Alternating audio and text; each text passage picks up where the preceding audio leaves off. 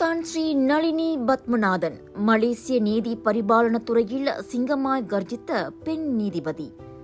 நாட்டின் உச்ச நீதிமன்றமான புத்ராஜயா கூட்டரசு நீதிமன்றத்தில் நீதிபதியாக பொறுப்பேற்ற முதல் மலேசிய இந்திய பெண். சமுதாயம் அதிகம் அறியாத முகமும் கேள்விப்படாத பெயராக இருக்கலாம். ஆனால் மலேசிய சட்டத்துறையில் இவரை அறியாதோர் இல்லர். சக நீதிபதிகளின் மரியாதையையும் வழக்கறிஞர்களின் நன்மதிப்பையும் பெற்ற இவர் கூட்டரசு நீதிமன்றத்தின் மூத்த நீதிபதியாக அண்மையில் தனது கடைசி தீர்ப்பை எழுதினார். ஆம், 66 வயதை அடைவதால் அண்மையில்தான் இவர் பணி ஓய்வு பெற்றார். இவரின் முதல் பட்டப்படிப்பு சட்டக்கல்வி இல்லை என்பது நமக்கெல்லாம் ஆச்சரியமே. மருத்துவராகும் எண்ணத்தில் பிரிட்டனில் சைக்காலஜி எனப்படும் உடலியல் துறையில்தான் முதலில் இவர் இளங்கலை பட்டத்தை முடித்துள்ளார். ஆனால் அதில் இவருக்கென்னவோ ஆர்வம் தங்கவில்லை.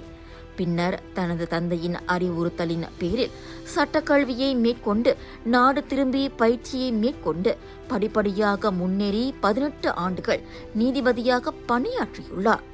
My first degree is in physiology because I always wanted to do medicine, but that didn't work out. So I then did a degree in physiology and I didn't really enjoy it. And my father suggested, why don't you look at law? And there is provision in the UK that if you've done a first degree in a UK university, you can do what is known as the conversion course, which allows you to convert to law within 2 years. So I did that. And I think when I started law, I found that I was very happy with what I was doing. And it just took off from there. I then came back to Malaysia and started work, my pupillage at a firm called Screen, and worked there for 21 years. After that, I was invited to join the bench by Tun Richard Malanjum, and I joined the bench, and it's now 18 years on the bench. இந்நிலையில் நீதிபதியாக பதவி உயர்வு பெற்றது தன் வாழ்க்கையில் ஒரு திருப்பு முனையாக இருந்ததாக கூறுகிறார் நளினி. நீதிபதி நாட்காலியில் சிறந்த தீர்ப்பை எழுதும் ஒவ்வொரு தருணமும் பொக்கிஷம் என வர்ணிக்கும் இவர் அடிக்கடி கிடைக்காது என்றாலும் இந்த தருணத்தால் கிடைக்கும் மன திருப்தி அளவிட முடியாது என்கிறார். And of course, it culminated in being invited to join the bench. That was truly momentous.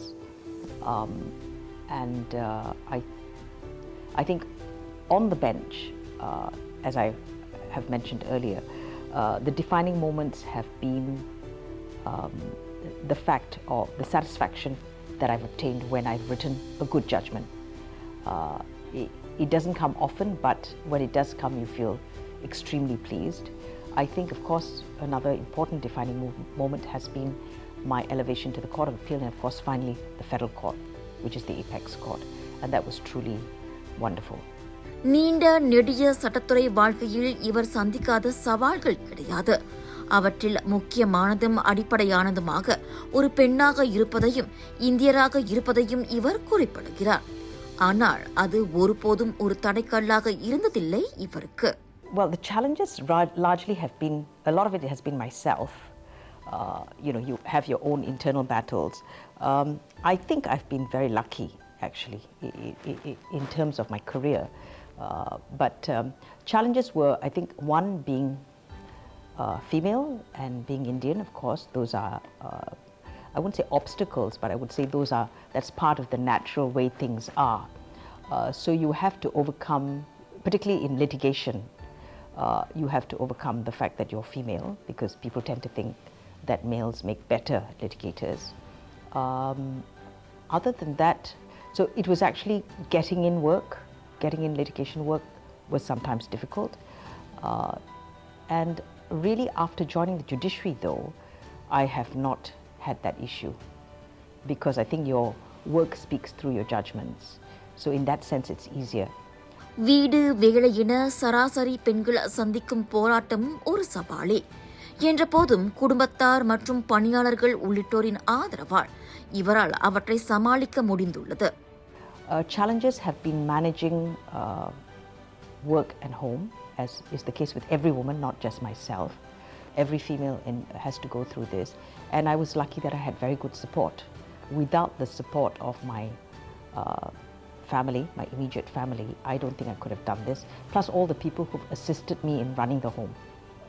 earlier on my mother who has passed away, and my father, and all the help, persons who've helped to cook in the house or clean the house.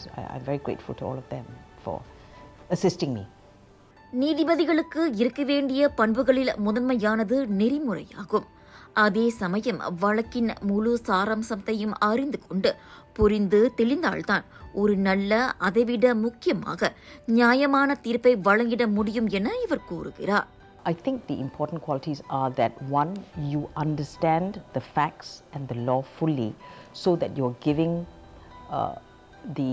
the parties a fair chance. If you don't know what you're deciding on fully, that would not be fair to the parties.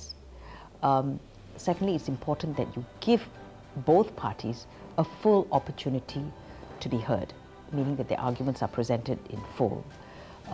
That does not mean necessarily standing and arguing for hours, because these days we do a lot of written advocacy as well. So, but the point is, you have to be sufficiently responsible to read it, understand it, perhaps look up points that are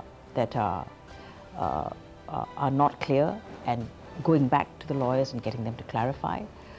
I think basically to ensure that parties get a very good hearing, and that it is a decision which is balanced and responsible and takes into account all the factors in that particular case. In this context, there is a very famous saying, I believe by Tun Sufyan, I could be wrong, where he says, you know, when you're a judge, your color, your class, male, female, gender, all that goes out the window. You focus on the parties in the case before you. So I try to adhere to that to the best of my ability. தீர்ப்புகள் சர்ச்சையாவது வழக்கமான ஒன்று. அதன்போது எழும் அதிருப்தி மற்றும் கண்டன குரல்களை எப்படி எடுத்துக்கொள்வீர்கள் என கேட்டபோது, எழுதும் தீர்ப்பு முழுமையானதாகவும் தெளிவானதாகவும் இருந்தால் மற்றவை பற்றி கவலை இல்லை என பளிச்சென்று கூறுகிறார் Nalini. One, I have to ensure that the judgment I'm handing out is as complete, as coherent as possible. So once I know that I have done what I believe to be right on the facts, and I've looked at it from all angles, and there does not appear to me to be another way of resolving the issue, then I am confident that what I'm saying is right and it's for the good of the issue at hand. And therefore, theoretically at least, what people say should not matter. It may affect you a little bit, but ultimately if you know the reasons why you have made a decision that way and you've set them out, that gives you a strong grounding, because you know what you're doing. And often people don't read a judgment in full. They read bits. You know, being populist is not the most important thing. It's actually doing the right thing. சட்டத்துறை வாழ்க்கையில் தாம் கடந்து வந்த பாதையை திரும்பி பார்க்கையில் நாட்டுக்கும் மக்களுக்கும் கடமை தவறாது பணியை சிறப்பாக ஆற்றியுள்ளதை எண்ணி இவர் பெருமைப்படுகிறார். பொதுமக்களின் நம்பிக்கைக்கு பாத்திரமாக நீதிபதியாக பணியாற்றி ஓய்வு பெற்றிருப்பது இவருக்கு ஆத்ம திருப்தியை தருகிறது. Again, it's that feeling of self-satisfaction that you have actually done your best, that you've done the best for the country because of that trust that's deposited in you, that you've actually made what you feel to be the right decisions for the country, for the people, for the parties that are before you. I think that gives the greatest satisfaction. It's a huge privilege to be entrusted with something of this importance. It's public trust, which makes it even more important. தேசிய சட்டத்துறையில் மிக முக்கிய நாட்காலியில் இருந்தும் நிதானம், தெளிவு, அறிவு கூர்மை போன்ற பண்புகளால் உயர்ந்து நிற்கும் தான் ஸ்ரீ நளினியின் பணி ஓய்வு சட்டத்துறைக்கும் சமூகத்துக்கும் இழப்புதான். ஆனால் சமூகத்தில் இவரை போன்ற மேலும் ஏராளமான நளினிகள் உருவாக முடியும், உருவாக வேண்டும் என்பதற்கான நம்பிக்கையை இவர் நமக்கு ஊட்டுகிறார். நளினி பத்மநாதன், சட்டத்துறையில் ஒரு சகாப்தம்.